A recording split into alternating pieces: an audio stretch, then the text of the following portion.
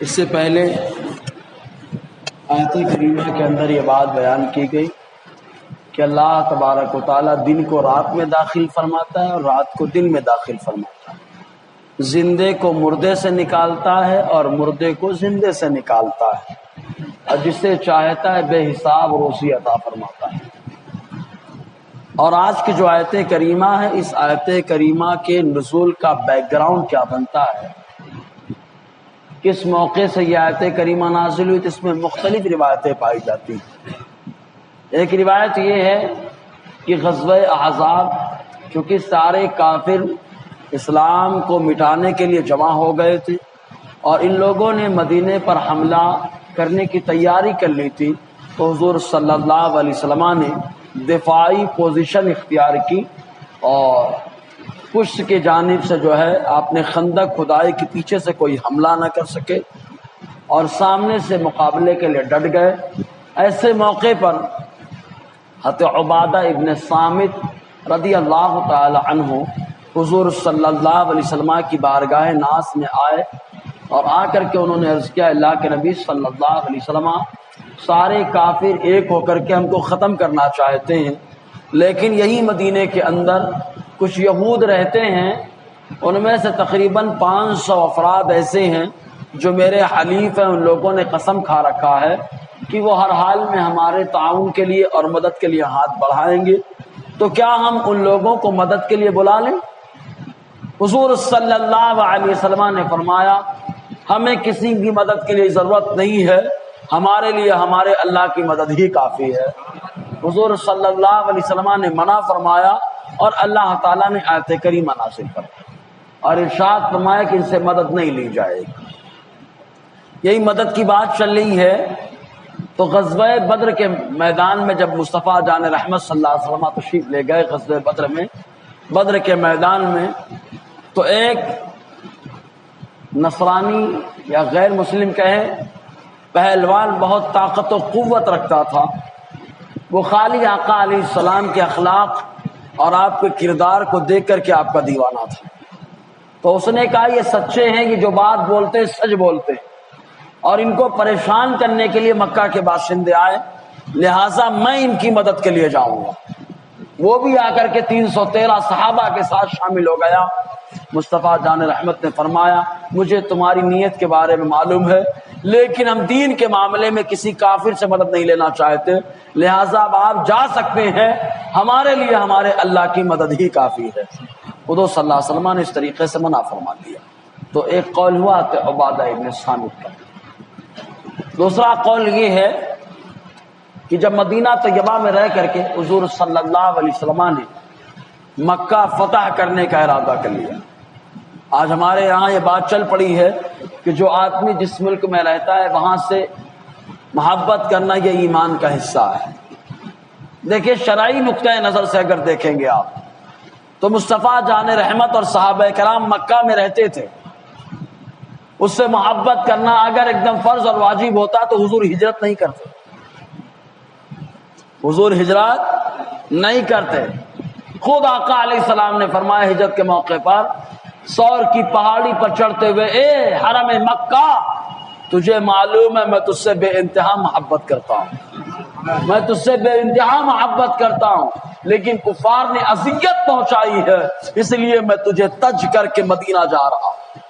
تو بہرحال تو جب حضور صلی اللہ علیہ وسلم نے مکہ فتح کرنے کا ارادہ کیا تو ایک صحابی ہیں، بدری صحابی ہیں، بدر میں حاضر ہے، اور بدری صحابی کی شان یہ ہے کہ حضور نے ارشاد فرمایا یہ جو چاہیں کرے، ان کو کوئی گناہ نقصان نہیں پہنچا سکتا ہے۔ اللہ تعالیٰ ان سے اتنا راضی اور خوش ہو چکا ہے کیونکہ یہ اس دور میں اسلام کی مدد کے لیے آئے، پیغمبر اعظم کی مدد کے لیے آئے، جس دور میں لوگ چھپ رہے تھے اس دور میں یہ لوگ میدان میں آ کر کے ڈٹ گئے، اس لیے اللہ نے ان کو یہ مقام عطا فرمایا۔ تو مکہ پہ حملہ کرنے کی تیاری چل رہی تھی، فتح کیا جائے اس کو۔ ایک لونڈی مکے سے آئی ہوئی تھی، حاطب ابن بلتعہ، حاطب ابن ابی بلتعہ، یہ صحابی رسول ہے، بدری صحابی، ان کے پاس آئی تو حاطب ابن ابی بلتعہ رضی اللہ تعالی عنہ ان کے رشتہ دار مکے میں رہتے تھے، ایمان والے تھے، تو انہوں نے پورا حملے کا معاملہ پوری ڈیٹیل لکھ کر کے اس باندی کے حوالے کی اور کہا کہ مکہ کے لوگوں کو دے دیں۔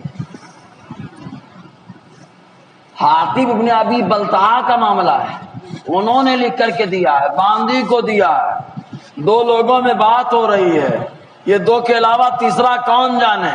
وہ جانے جو شہرک سے بھی زیادہ قریب ہے، اللہ تعالیٰ جانتا۔ اللہ نے فوراً اپنے محبوب کو باخبر کیا۔ آقا علیہ السلام نے ایک صحابہ کی جماعت کو، جن کا قائد اور سالار اور سردار حضرت علی کرم اللہ وجہ الکریم کو منتخب کیا۔ آقا نے فرمایا جاؤ، حاتم بن ابی بلتعہ نے ایک لونڈی کو خط دیا ہے اور جنگ کا پورا نقشہ بتا دیا ہے، فلاں ٹیلے پر وہ عورت تمہیں ملے گی، اس سے خط لے کر کے آ جاؤ۔ حضرت علی کرم اللہ وجہ الکریم فرماتے ہیں ہم لوگ پہنچے سرپٹ گھوڑے دوڑاتے ہوئے، جب اس کے پاس پہنچے تو جہاں پر آقا نے نشاندہی فرمائی تھی لونڈی سے، وہیں پر ملاقات ہوئی، ہماری ملاقات ہوئی۔ ہم نے زور لگایا کہ وہ خط یوں ہی دے دے، تو اس نے انکار کیا، بار بار انکار کیا۔ حضرت علی نے فرمایا جب ہم لوگوں نے بہت زیادہ زور ڈالا تو اس نے اپنے بالوں کے جوڑے کو کھولا اور اس کے نیچے سے خط نکال کر کے دیا۔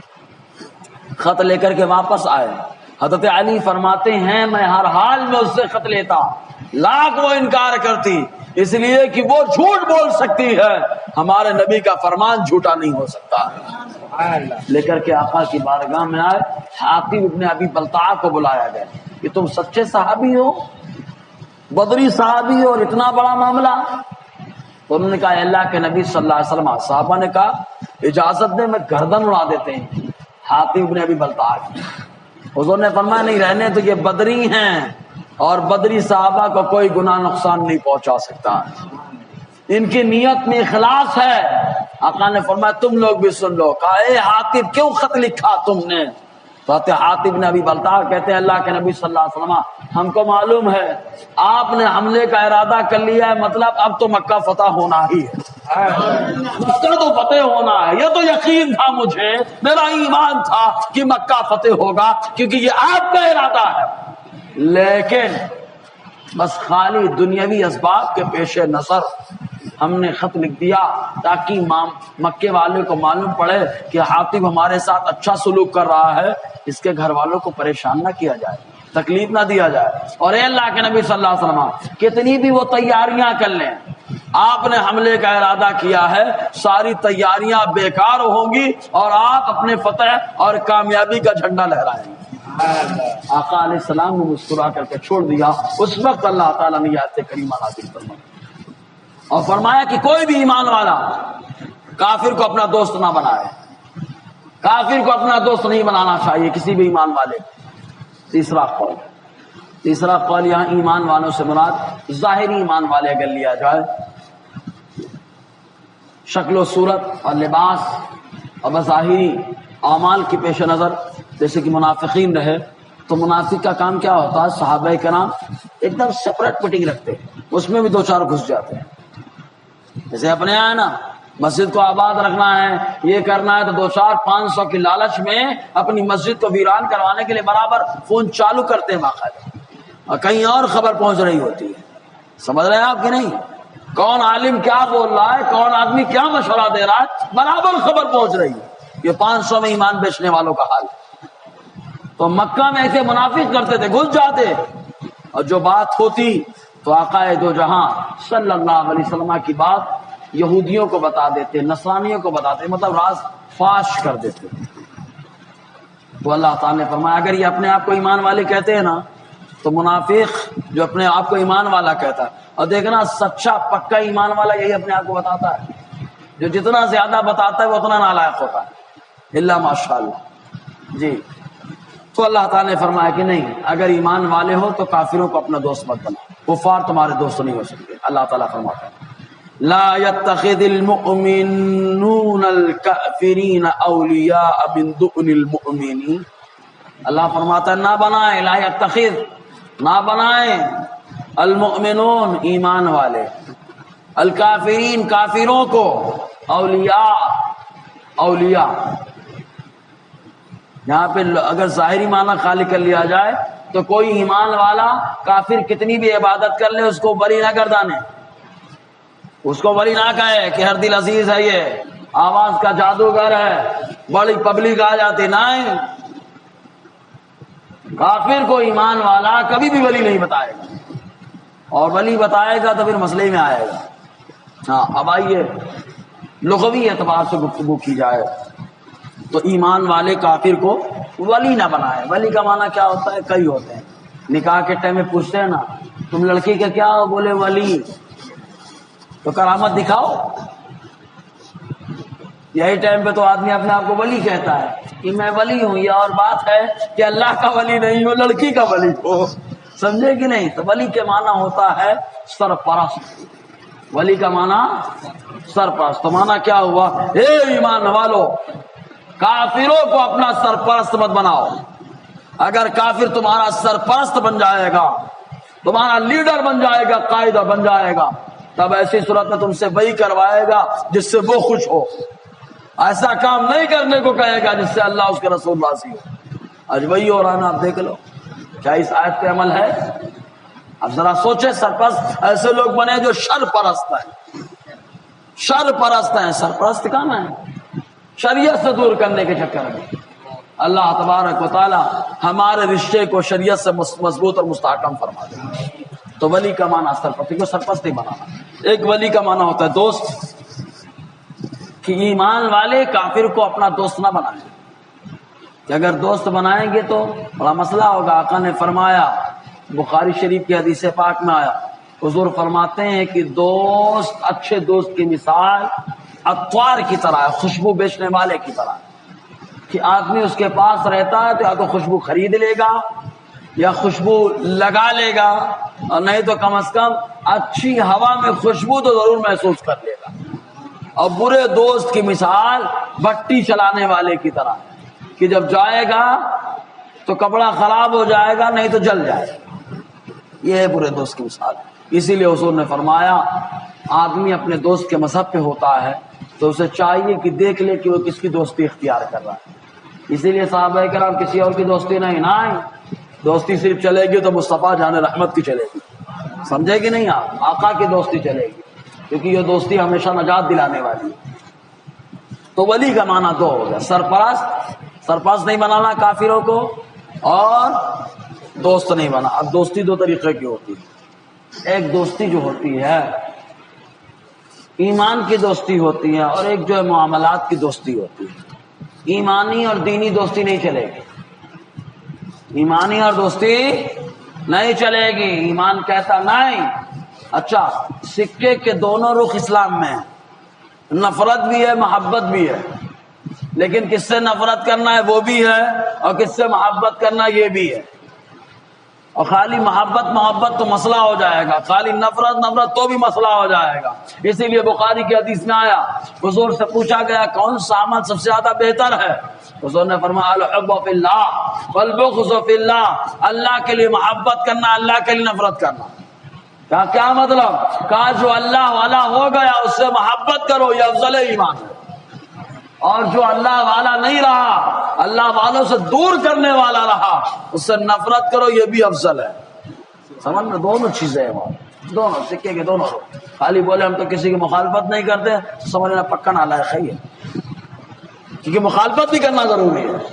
سمجھ رہے کہ نہیں آپ؟ کسی کی مخالفت نہیں کرتے مطلب جو آدمی نماز نہیں پڑھتا اس کی مخالفت نہیں کرتے، سمجھنا؟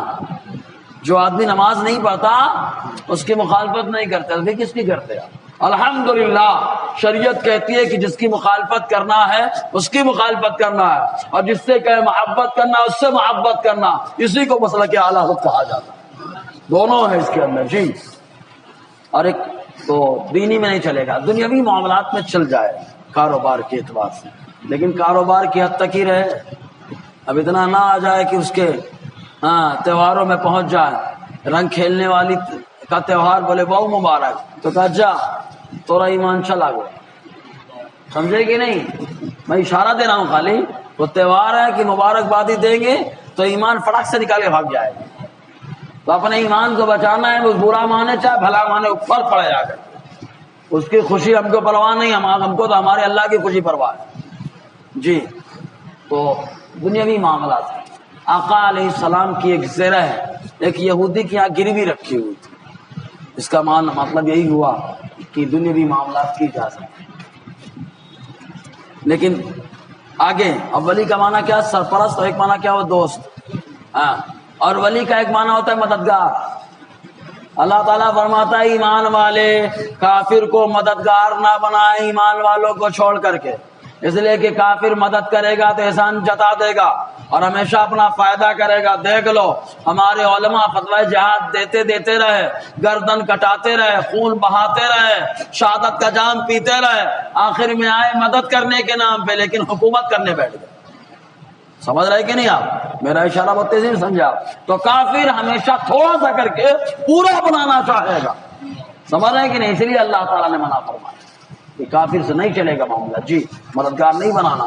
حضرت عمر رضی اللہ تعالی عنہ کے دور خلافت میں حضرت امیر معاویہ رضی اللہ تعالی عنہ، چونکہ ملک شام کا علاقہ آپ کے ہاتھ میں تھا، آپ کو سنبھالنا تھا، وہ آپ سنبھال رہے تھے، تو حساب کتاب کا جو معاملہ ہوتا ہے اس کے لکھنے کے لیے ایک محرر مقرر کیا جاتا تھا، رائٹر ہے نا، اکاؤنٹر بولیں گے ہیں جی، ہاں اکاؤنٹنٹ جو۔ اب میں انگریزی کمزور ہے تھوڑا سے، میں ٹہلا دیا، اب آپ لوگ سر ہیں، آپ لوگ سمجھ لیں جی۔ تو حساب کتاب کے لیے ہے نا، محتسب یا محاسب، محرر مقرر کیا کس کو؟ عیسائی کو۔ حضرت امیر معاویہ نے عیسائی کو جب مقرر کیا، حضرت عمر کو خبر لگی، حضرت عمر نے فرمایا اس کو ہٹا دو، فوراً معزول کر دو۔ حضرت امیر معاویہ نے کہا وجہ آپ نے ارشاد فرمایا اس لیے کہ اللہ تعالیٰ فرماتا ہے کہ ایمان والوں کو چھوڑ کر کافر کو مددگار مت بناؤ، اگر کافر تمہارا مددگار ہو جائے گا تو غیر کی مدد کرے گا، اس لیے اس کو ہٹا دو، آپ نے فوراً معزول کر دیا۔ حضور صلی اللہ علیہ وسلم نے بھی کئی بار ایسا معاملہ درپیش ہوا، تو کفار کو دوست نہیں بنایا جائے گا، نہ اس کو مددگار بنایا جائے گا۔ بہرحال اللہ تعالیٰ آگے فرماتا ہے وَمَن يَفْعَلْ ذَلِكَ، اور جو آدمی منمانی کرے، نہیں موری دوستی ہے، میرا دوست ہے، بہت اچھا دوست ہے، میں اس کے ساتھ رہنے جاتا، کچھ نہیں ہوتا، اچھا دوست ہے، اللہ فرماتا ہے وَمَن يَفْعَلْ ذَلِكَ، جو ایسا کرے گا فَلَيْسَ مِنَ اللَّهِ فِي شَيْءٍ، اللہ تعالیٰ سے اس کا کوئی تعلق نہیں، اللہ تعالیٰ سے اس کا کوئی تعلق نہیں، اللہ فرما رہا ہے کوئی تعلق نہیں ہے، کیونکہ اپنی منمانی کر رہا ہے نا، اللہ کے قانون کی بغاوت کر رہا ہے۔ یہاں اگر کوئی ملک کی قانون کی النگھن کرے، اس کو توڑے، تو ایسے آدمی کو غدار کہا جاتا ہے، یہ تو اللہ کا باغی ہو گیا۔ زمین و آسمان کا مالک اللہ ہے، قانون اس کا چلنے والا، اللہ فرماتا ہے اس سے کوئی تعلق نہیں رہا، مگر چند صورتوں میں اللہ تعالیٰ نے خود اجازت دی ہے کہ ان سے تعلق بنا سکتے ہو۔ پہلی صورت یہ، ان کو آپس میں لڑانے کے لیے، ان کو آپس میں لڑانے کے لیے کہ آپس میں لڑیں گے تو ہم محفوظ رہیں گے، آپس میں لڑیں گے تو ہم محفوظ رہیں گے۔ دوسری صورت، جان بچانے کے لیے کہ جان پر بن آئی ہے، اگر ان سے ہم تعلق نہیں رکھیں گے تو مار ڈالیں گے، سمجھ رہے کہ نہیں، اور اپنی طاقت بھی نہیں کہ ان سے مقابلہ کر سکے۔ جیسے مسیلمہ کذاب لعنہ اللہ، مردود نے دو صحابی کو پکڑنے کے بعد ایک ایک کر سے سوال کر رہا ہے، پہلے صحابی کو بلاتا ہے، اب بلانے کے بعد پوچھتا ہے بتاؤ کیا تم محمد صلی اللہ علیہ وسلم ان کو اللہ کا رسول مانتے ہو؟ کہا بلا شبہ میں مانتا ہوں، گواہی دیتا ہوں۔ کہا ایک پھر یہ بتاؤ کیا تم مجھے رسول مانتے ہو؟ انہوں نے کہا مانتا ہوں، بس زبان سے بولا، دل میں یہی تھا کہ مردود ہے، نالائق ہے، حرام خور ہے، بول کے چلے گئے، جان بچ گئی۔ دوسرے صحابی سے کہا کیا تم محمد صلی اللہ علیہ وسلم کو رسول مانتے ہو؟ کہا ہاں انہیں کو مانتا ہوں۔ کہا مجھے؟ کہا تجھے نہیں مانتا، تجھے نہیں مانتا۔ فوراً قتل کرا دیا، مسلمہ نے قتل کرا دیا۔ آقا تک یہ بات پہنچی، وہ صحابی لے کر کے گئے کہ اللہ کے نبی صلی اللہ علیہ وسلم میں نے ایسا ایسا کر دیا اور انہوں نے ایسا ایسا کیا۔ اللہ کے نبی نے فرمایا تم نے رخصت کا عمل کیا ہے اور وہ میرا غلام، میرا صحابی، اس نے عزیمت پر عمل کیا، اللہ نے اس کو جنت پہ اعلیٰ مقام عطا فرما دیا۔ تو رخصت تھی، اللہ تعالیٰ نے رخصت جو عطا فرمائی اس کے پیش نظر بچ کے چلے گئے اور وہ جو ہے جنت میں فائز ہو گئے۔ تو یہ چند صورتیں ہیں، جان بچانے کے لیے ہے، آپس میں لڑانے کے لیے ہے، سمجھ میں آیا؟ تو اللہ تعالیٰ فرماتا ہے الا ان تتقوا منهم تقاۃ، مگر یہ کہ تم ان سے خوف کرو، ڈرو۔ جب ڈرو، خوف محسوس کرو تو آپس میں تعلق تھوڑا بنا کے لڑا دو آپس میں۔ نہیں لڑیں گے آپس میں تو ہم کو لڑا دیں گے آپس میں۔ جب سے ہم لوگ آپس میں لڑ رہے ہیں وہ ایک ہو رہے ہیں، ہم آپس میں لڑ رہے ہیں۔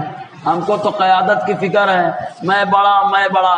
بچہ بھی اگر 6 سال کا ہوتا ہے، بولنا بھی صحیح سے نہیں آتا، بولتے نا مٹھو کے کنٹھے بھی نہیں پھوٹتے کہ ٹائیں ٹائیں کرنے لگتا ہے۔ تو ہمارے یہاں چند کتابیں پڑھنے کے بعد آدمی مجتہد مطلق بن جاتا ہے۔ قوم کا کام کوئی قائد عائد نہیں کرتا، قوم کا یہ طنز نہیں ہے کسی کے اوپر، لیکن حقیقت خالی بتا رہا ہوں، ورنہ کسی کی بے ادبی مقصود ہے میری۔ خالی سمجھانا ہے کہ دیکھو قائد ہمیشہ اپنی جگہ پہ رہتے ہیں، اشارہ کرتے ہیں۔ جو قوم کا کام کرنے کے لیے میدان میں آتا ہے ہمیشہ قوم کا خادم ہوا کرتا ہے۔ اسی لیے حضور نے فرمایا جو قوم کا قائد ہوتا ہے وہ قوم کا سب سے بڑا خادم ہوتا ہے، سب سے بڑا خادم ہوتا ہے۔ معلوم ہے حضرت عمر رضی اللہ تعالی عنہ سے، اور روم کا بادشاہ قیصر اس کے یہاں سے قاصد حضرت عمر سے ملاقات کے لیے آئے۔ قیصر روم کا بادشاہ، شاہانہ انداز، کرسی تاج، زبردست انداز میں بیٹھنا، ہر آدمی کو انٹری نہیں اس کے روم میں، اس کے حجرے میں، دربار میں جانے کی۔ یہاں آیا مدینہ طیبہ، پوچھتا ہے کہ آپ کے امیر المومنین جو خلیفہ ہیں ان سے ملاقات کرنی ہے۔ ملاقات کرنی ہے، چلو دوپہر کا وقت ہے۔ ایک جھاڑ کے نیچے پہنچتے ہیں، حضرت عمر چٹائی کھجوروں کی بچھائے ہوئے، اٹکر کو تکیہ بنائے ہوئے لیٹے ہوئے۔ کہا یہی ہیں عمر؟ کہا یہ وقت کا خلیفہ ہے؟ کہاں؟ کہا جب وقت کا خلیفہ زمین پر لیٹتا ہے تو اس کی قوم کے اندر زمین کو فتح کرنے کا جذبہ پیدا ہو جاتا ہے۔ سمجھے نا، وہ روم کے قاصد نے کہا تھا۔ ذرا سوچے آپ حضرت عمر رضی اللہ تعالیٰ عنہ کی بات۔ ایک ایسی بات یاد آ گئی، شاہ ولی اللہ محدث دہلوی رحمۃ اللہ علیہ نے ازالۃ الخفا عن خلافت الخلفاء میں 2 واقعے نقل کیے، میں دونوں سنانا چاہتا ہوں۔ پہلا یہ کہ ایک بار حضرت عمر رضی اللہ عنہ، چونکہ کہیں پر بھی حضرت عمر لیٹ جایا کرتے، کہیں پہ بھی چٹائی بچھاتے ہوئے لیٹ جاتے، تو ایک بار ایک وادی میں لیٹے ہوئے تھے، آرام کر رہے تھے، نشیب میں لیٹے آرام کر رہے ہیں، شیر ظاہر ہو گئے، نشیب میں لیٹے ہوئے تھے، ایک کافر ظاہر ہوا، اور وہ کافر اس نیت سے آیا کہ حضرت عمر رضی اللہ تعالیٰ یہ خلیفہ ان کا کام تمام کر دیں۔ بولے کوئی تو دیکھ نہیں رہا، حضرت عمر محو خواب میں سو رہے ہیں۔ شاہ ولی اللہ محدث دہلوی فرماتے جیسے ہی مارنے کے لیے آگے بڑھا، اللہ تعالیٰ نے ایک شیر کو ظاہر فرما دیا، شیر ظاہر ہوا، دہاڑا بھاگ کر کے چلا گیا۔ تو یہ حضرت عمر رضی اللہ تعالیٰ کی شان ہے۔ ایسے ہی دوسرا واقعہ جو لکھا دجلہ کے بارے میں، کہ دجلہ کے بعد جب صحابہ کرام کی ایک جماعت حضرت عمر نے روانہ کی، ادھر جانے لگے، سامنے پانی پڑ گیا، اور جب سامنے پانی پڑا تو اب پانی پار کرنے کے لیے راستہ ہونا چاہیے، لیکن پانی زیادہ ہے، کچھ لوگ گھبرانے لگے۔ ایک صحابی نے کہا میں اس شخص کی قیادت میں چل رہا ہوں جو ابھی ہمارے اوپر حکومت کرتا ہے، لیکن اللہ کے نبی اس سے راضی رہے۔ حضرت عمر کا نام لے کر کے دریائے دجلہ پہ قدم رکھتا ہے، جو پانی کا کام ڈبونا ہے وہی پانی اس کو پار لگا رہا ہے۔ جذبے تھے، تو یہ جذبے ہم لوگوں کے اندر، تو قوم کا جو قائد ہوتا ہے وہی سب سے بڑا خادم ہوتا ہے۔ ایک شخص کا اونٹ گم ہو گیا، آیا کہتا اے عمر اونٹ نہیں مل رہا ہے میرا۔